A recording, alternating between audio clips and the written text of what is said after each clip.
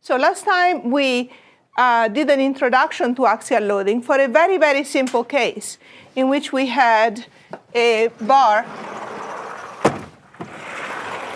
with uniform cross-section. So we just looked at a case in which we had a bar with a uniform cross-section, just a force applied at the end, and worked our way through to figure out how the deformation of the bar is connected to the force that you apply. And after a lot of work, and the work involved figuring out what is our convention for the reaction forces, and we put them positive with the coordinate axis, and we introduced a new quantity, which is our axial force resultant. And we said this is positive when the bar is in tension, so a positive axial force comes out of the cross-section. And in this case, just through equilibrium, we see that the axial force is equal to the applied end load N. And we introduce the measure of the deformation of the bar, which is the elongation of the bar. And then we introduce something that we call strain, axial strain, epsilon axial, which is the elongation per unit length. So something which is just a measure of how much really the material feels deformed inside this bar. So elongation for unit length.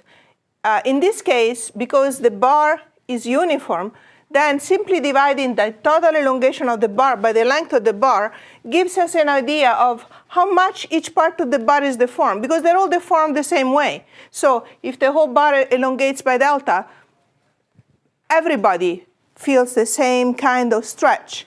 And so if you divide the total elongation by the length of the bar, you have a measure of how every little part of the bar feels. Then we said we introduce also a normalized measure of loading, which is the stress, axial stress, which we obtained it by dividing the axial force by the cross-sectional area, with the same idea of the uniform strain, because this is a uniform bar, just one material. If it needs to carry an axial force N, every single part of the cross-section is going to distribute the load in the same way. So the load is going to be distributed evenly to every single part on the cross-section. So every single little area is going to have a load per unit area that's axial force divided by area. And then we introduce a very important concept, which is that the stress relates to the strain through a simple law, which is Hooke's law over here, which is linear in the special case of linear elastic material response. And this quantity here that relates stress to strain is called the Young's modulus, very important. And then by using all this information, we figured out that the relationship between the force that we apply to the bar and the elongation that we get is through some stiffness of the bar. So if the bar is stiff, you need a big force to obtain a certain elongation. And by using all those equations, we figure out that the stiffness of the bar, I can write it in terms of the geometry of the bar and the Young's modulus of the material. So that's what we did last time. So this time, so this is like grade school. This is like grade school for axial loading, and today we need to graduate to more complicated things. Because in general, in life, you do not just have a force at the end, and that's all what's going on, right? You can have forces applying along the bar at different spots. You may have distributed forces applied along the bar, not just concentrated loads. You may have a bar that changes cross-section. You may have a bar that's made of more than one material. Well, we want to get to the final destination, which is how do we relate what we see, how much the bar gets longer, or what's inside the bar, how much stress there is in the bar. And remember why we want stress? We want stress because the stress inside the bar controls if the bar is safe against failure or not. So we want to know what the stress is inside the bar. Because remember, high stress, like when I was poking my cheek with a pointy pencil, that hurts, okay?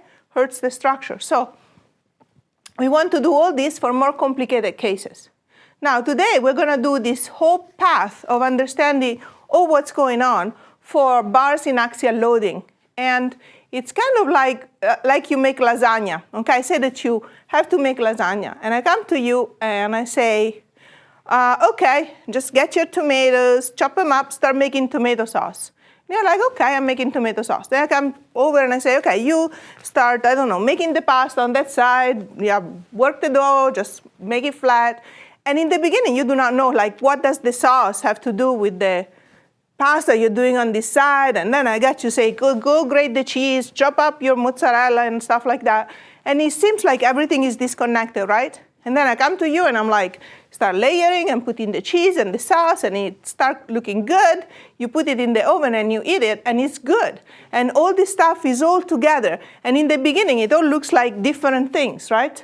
But then there is a story that comes together at the end. So today we're going to make the lasagna of axial loading. So we're going to kind of start, and I tell you, make the sauce, make that, and you're like, what is all this stuff? We're going to introduce a lot of things, and then in the end, we're going to try to find how it all fits together, okay? So you're going to be patient. And what we do today for axial loading, we're going to do the same for torsion, we're going to do the same for bending. And by the time we're going to do torsion, you're going to say, I know she's making the sauce now. I know she's making the pasta now. And you kind of know where we are going. But today is the first time, so it's going to be like, how it will come together. It will come together. So we're going to start with one part of the story, which is loading.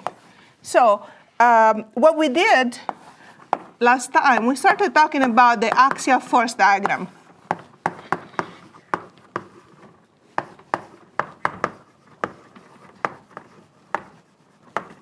Okay, so the things that you did for homework were things that look like that. You have a bar, and along the bar, you may have maybe a force coming like this. So this is a 10 Newton force. And maybe here you have another force, which is 3 newtons. And maybe at this spot, I have another force, which is, I don't know, 5 newtons. And I asked you, figure out what is the force maybe at this section, the axial force at this section, right? Well, we can do this at every section. So if we do this at every section, what you build up by doing this is the axial force diagram, N of X. So that's a very important guide for our class. So how did we build it up? We said, okay, a good idea when you build your axial force diagram is to put it right underneath your structure, right underneath your bar, so that you can just make lines so that you can say, okay, so this is the end of the bar L, so this is where X is equal to L, and then maybe here, something happens here. You see a force is applied here. So bring it down, because something is going to happen here in your axial force diagram. So bring down your line from where the forces are applied. Boom, I bring it down here.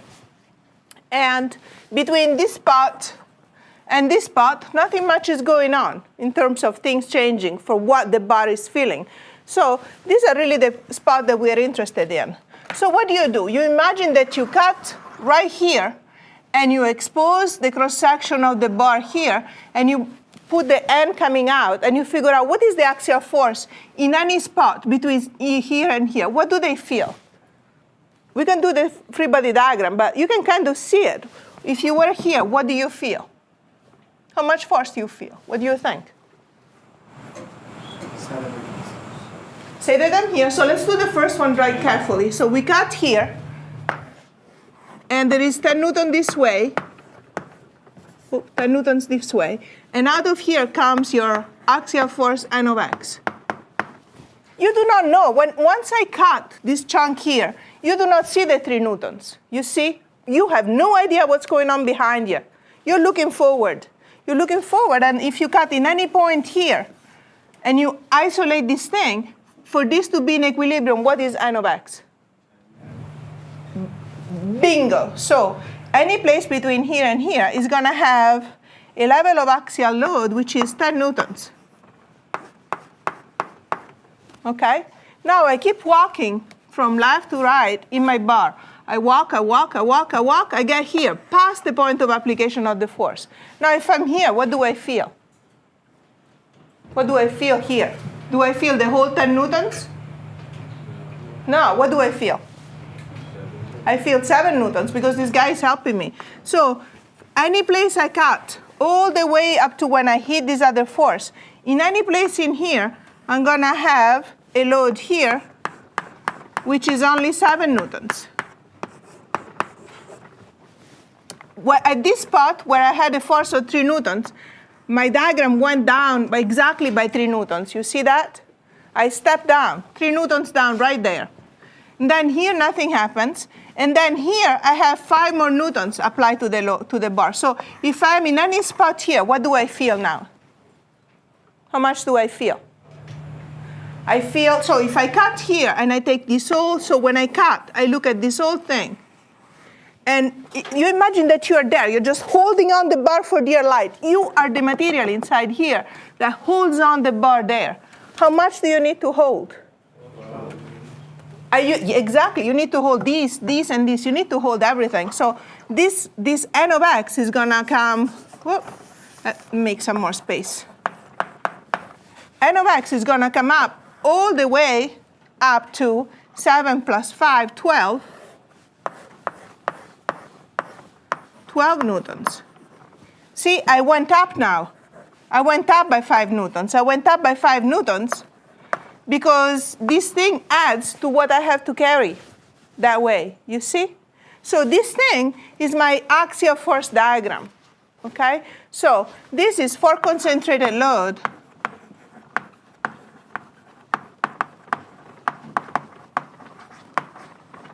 For concentrated loads, you really want to make down the line where the loads are. So at the end of the bar, nothing happens. So in theory, if I want to go further, nothing happened here. I have no bar. Everything is at 0. I hit this 10 newtons. I go up by 10. Here I'm at 10. I hit this 3 newton going down. I go down by 3. I am at 7. I see these 5 newtons coming up. I go up. I am at 12, and I'm done with my axial force diagram. Okay? We good? What happens here at the support?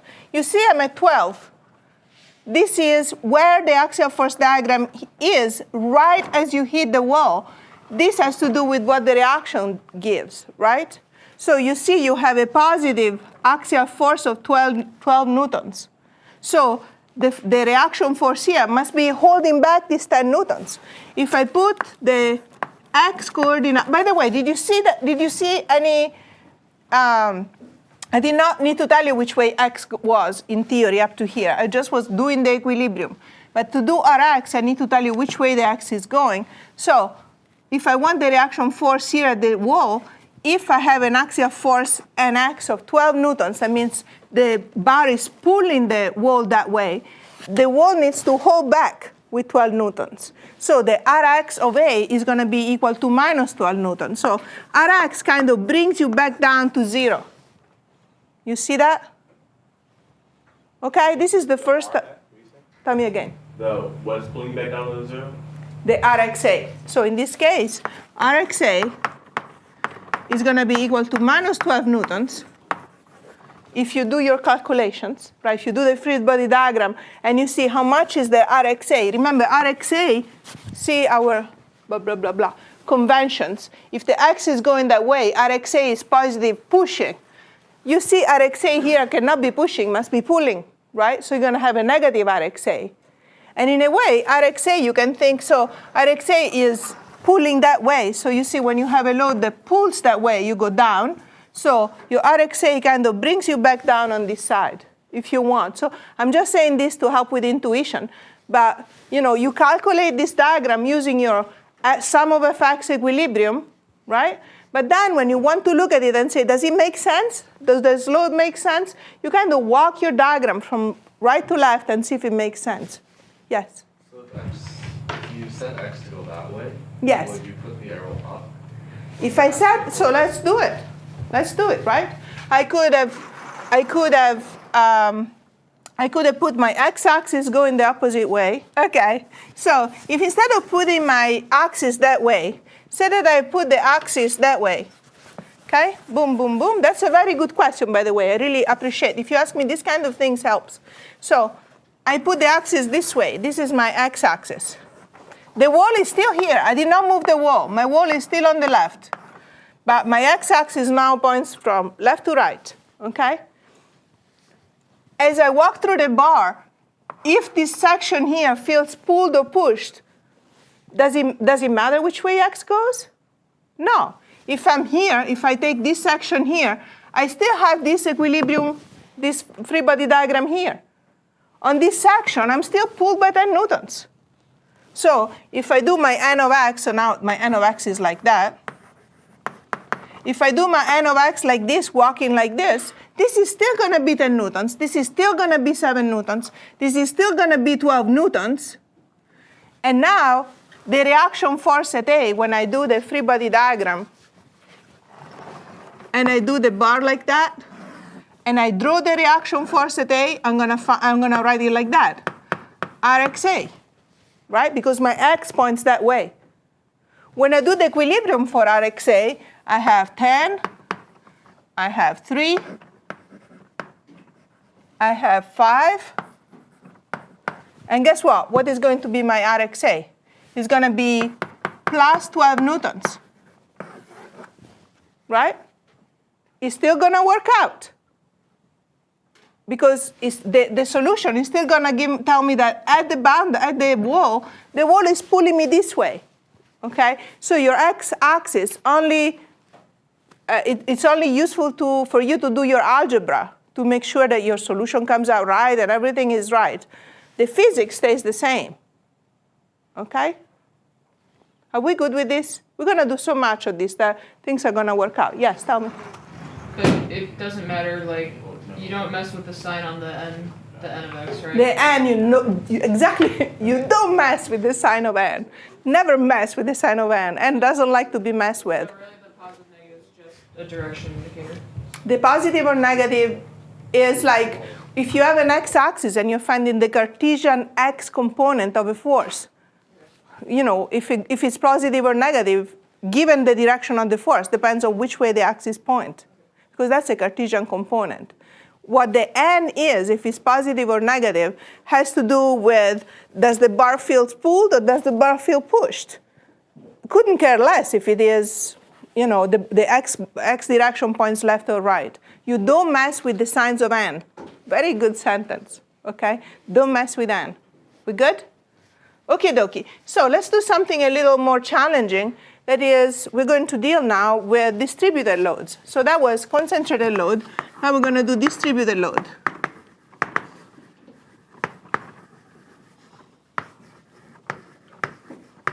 So distributed loads means I don't just go there and apply a concentrated force. I just do a little bit at a time. So a distributed load, we're going to write this as fx of x.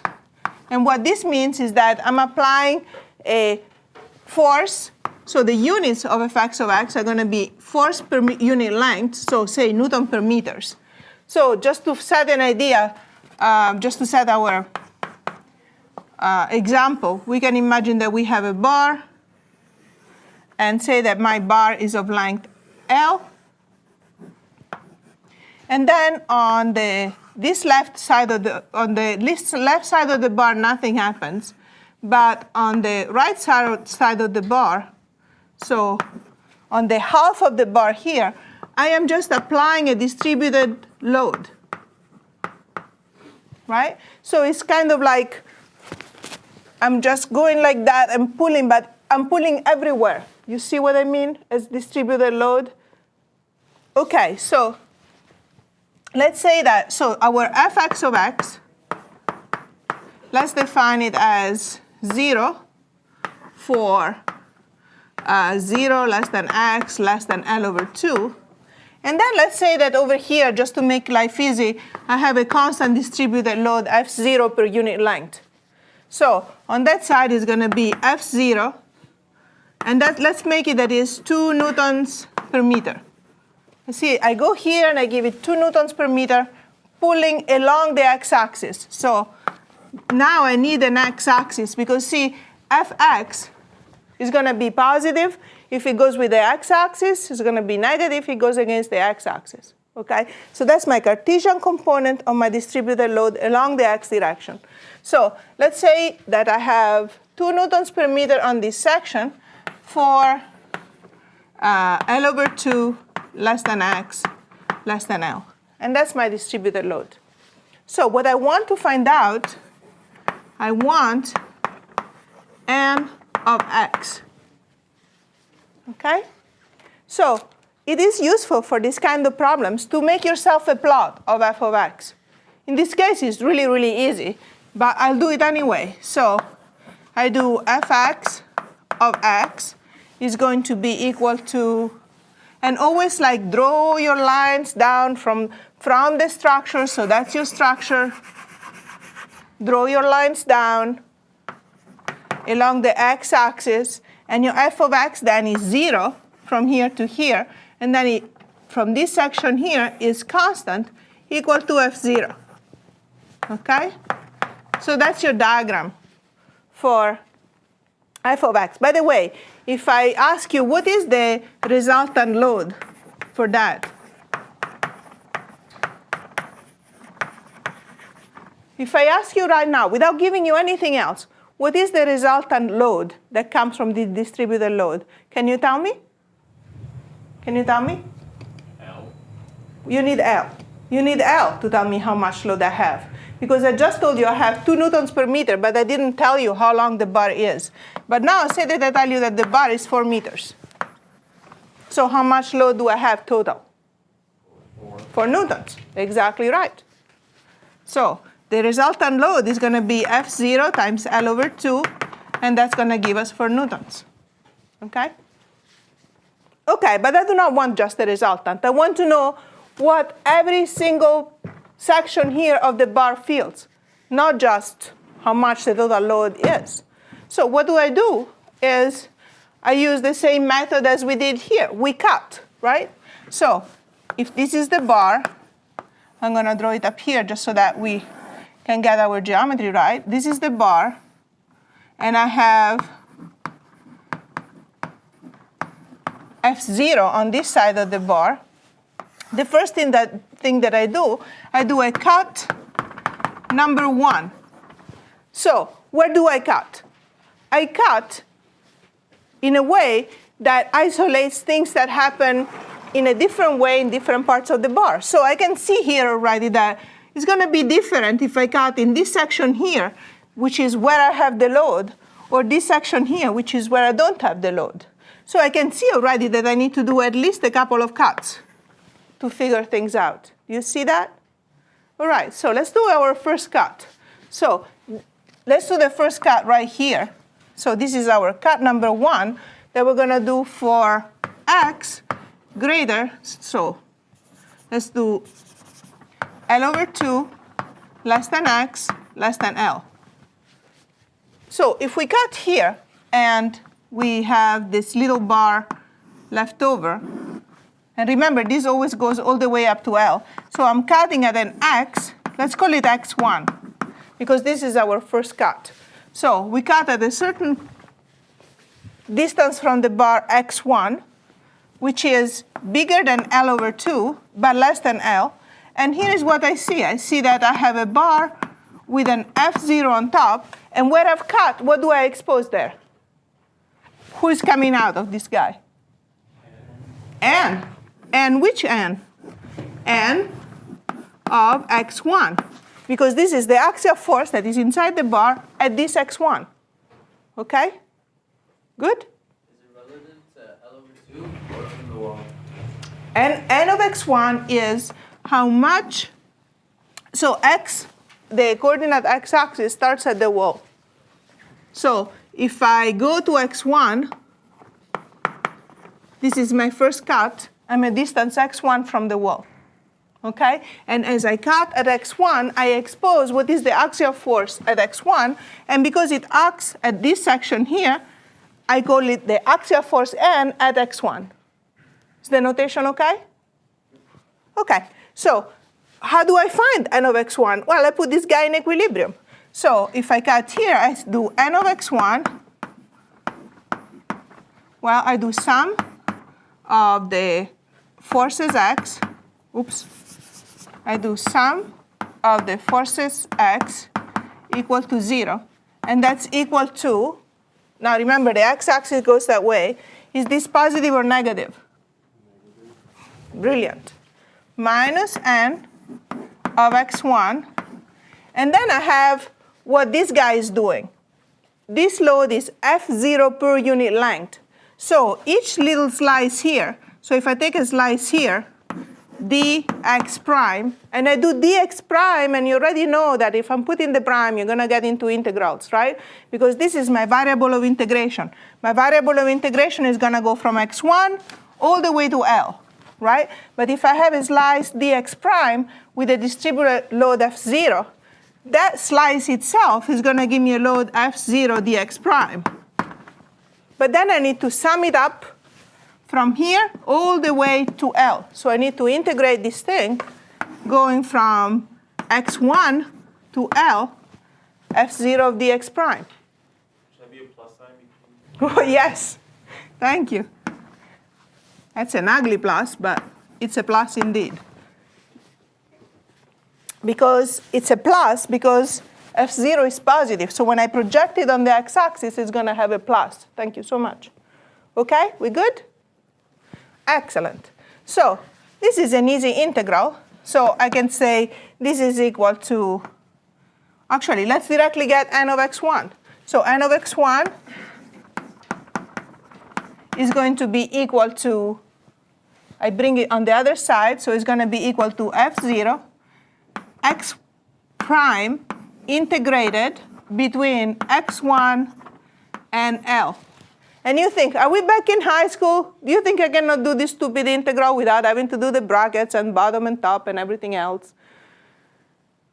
I don't know. I see that a lot of these problems that the errors that I see a lot of time is because people forget to put the bounds of integration. So when I do it on the board, I'm going to write it this way so that you remember that this is an integral. It's not an indefinite integral. This is something that tells you where to start and where to end, and you better remember it, right? Because if I write it like that, then you can see that this is equal to F0 that multiplies L minus X1. OK? Are we good? So these are important. If we do it on, so this is it. This is what n of x1 is going to be. And this is going to be true for any x1, which is between L over 2 and L. It's not a big surprise, because, of course, how much x1 needs to carry is the distributed load multiplied by the length over which the load acts, which is L minus x1. So it makes sense. But for more complicated forms of f of x, sometimes you may want to actually set up the integral like we did and solve it carefully. So this is the first cut. The second cut is going to be even easier. So our cut 2 is going to be here. When we do cut 2, we have this part here of the bar, which has the distributed load. Out of here, so this is now, this x here is x2. Out of this thing comes out n of x2. And now I can play the same game. How do I find n of x2? This is at x2, this is at L over 2, and this is at L, right? So when I do the sum of the forces x over 0, sum of the forces x equal to 0, what do I get? I get minus n of x2 plus the integral from x2 to L of f of x in dx, and that one I need to split. I need to split because fx is 0 from x2 to L over 2, and is f0 from L over 2 to L. So in order to find n of x2, I need to split this integral. So I get n of x2 is going to be equal to the integral from x2 to L over 2 of 0 in dx, which guess what is going to be 0, plus the integral from L over 2 to L of f0 dx. OK? So same things that we did here. We get 0 plus f0 that multiplies x between L and L over 2 and L. And I know I should do it, but I'm not going to do it, because that is L minus L over 2. So that's L over 2. OK? So that is the cut number 2. And this is for 0 less than x2 less than L over 2. So how did we figure out our n of x?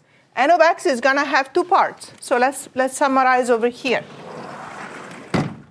Right? Let's do our diagram. Just underneath there, just continue the line. And here you put n of x. N of x is going to have, I carry down. So our n of x is going to be equal to this thing if x is less than L over 2. So if f0 L over 2 for 0 less than x less than L over 2, and is going to be equal to f0 that multiplies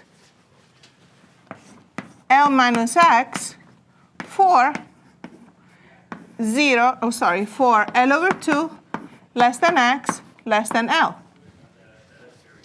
So if we plot this thing out, what do we find? We find that on this side of the bar, we find that n of x is f0 L over 2. On this side of the bar, we see that n of x is linear. You see, it's linear with x. Of course, for x equal L over 2, you find the same thing that you have here.